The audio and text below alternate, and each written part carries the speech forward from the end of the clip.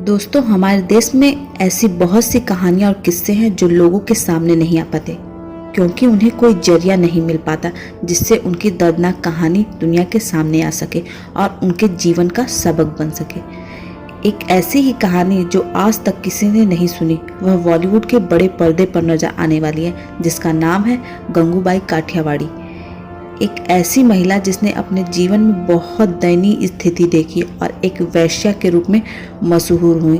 तो चलिए दोस्तों, आज जानेंगे गंगूबाई काठियावाड़ी के बारे में, जिन्होंने ऐसा क्या किया कि एक वैश्या को आज भी मुंबई की गलियों में याद किया जाता है। दोस्तों, आपको बता दें कि गंगूबाई काठियावाड़ी फिल्म एक किताब माफिया क्वीन इन मुंबई बेस्ड स्टोरी है, जिसे एस हुसैन जैदी ने लिखा है। इस किताब में बताया गया है कि कैसे एक साधारण लड़की हीरोइन बनने का सपना लेकर मुंबई आई और वैश्या बन गई, और फिर कैसे मुंबई की माफिया क्वीन बनी। गंगूबाई का जन्म गुजरात के काठियावाड़ नामक स्थान पर 1939 में हुआ था। गंगूबाई का असली नाम गंगा हरजीवन दास काठियावाड़ी है। गंगा एक इज्जतदार घराने से ताल्लुकात रखती हैं। गंगा के परिवार वाले गंगा को पढ़ाना लिखाना चाहते थे, लेकिन गंगा के मन में बॉलीवुड राज करता था और वह हमेशा से हीरोइन बनना चाहती थी और मुंबई जाने की बातें किया करती थी। एक दिन गंगा के पिता के पास एक लड़का अकाउंटेंट का काम करने आया। उसका नाम रमणीक था, जो गुजरात आने से पहले मुंबई में रहा करता था। जब ये बात गंगा को पता चली तो वह खुशी से नाचने लगी, क्योंकि अब गंगा को रमणीक के जरिए मुंबई जाने का मौका जो मिल गया था। गंगा ने रमणीक से दोस्ती कर ली और कुछ समय बाद यह दोस्ती प्यार में बदल गई और दोनों ने शादी करने का मन बना लिया।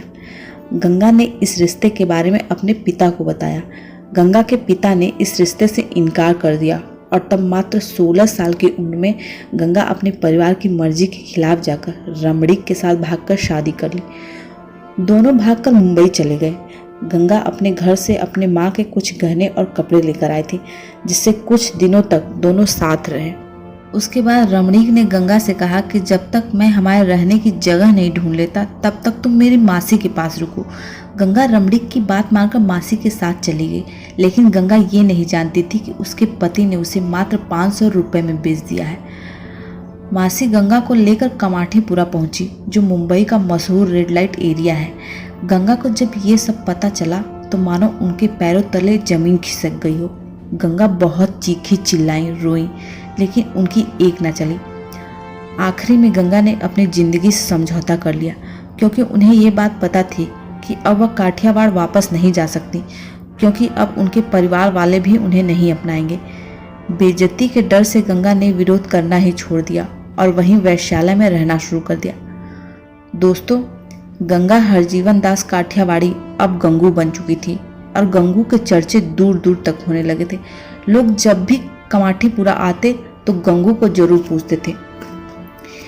एक दिन शौकत खान नाम का एक पठान कमाठीपुरा में आया और वह सीधे गंगू के पास गया और उसे बेरहमी से नोचा घसीटा और बिना पैसे दिए चला गया। ऐसा गंगू के साथ दूसरी बार भी हुआ।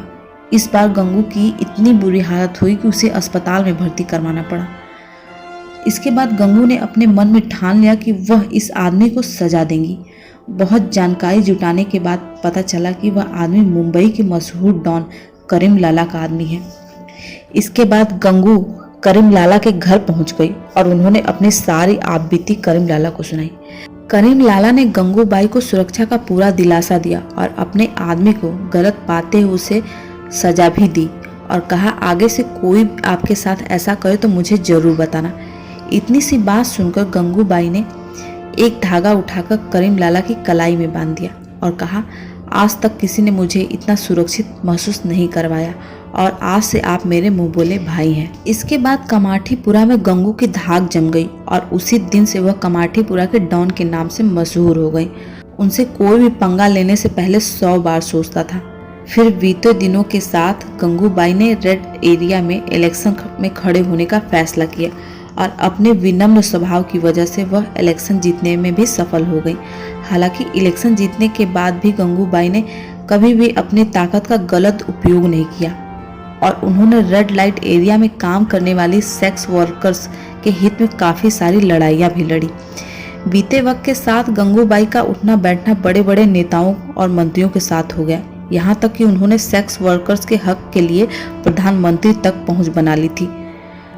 गंगूबाई का कहना था, यदि मुंबई में रेड लाइट एरिया में काम करने वाली औरतें ना हो तो मुंबई की औरतों का घर से बाहर निकलना मुश्किल हो जाएगा, क्योंकि मर्दों का वैश्यापन कमाठीपुरा की औरतें झेलती हैं, जिसको यह समाज नीची नजरों से देखता है।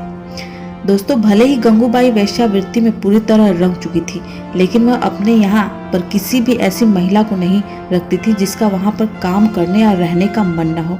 और इन्हीं कारणों से आज भी कमाठीपुरा के रेड लाइट एरिया में सेक्स वर्कर्स महिलाएं अपने कमरे में गंगूबाई की तस्वीर लगाती हैं।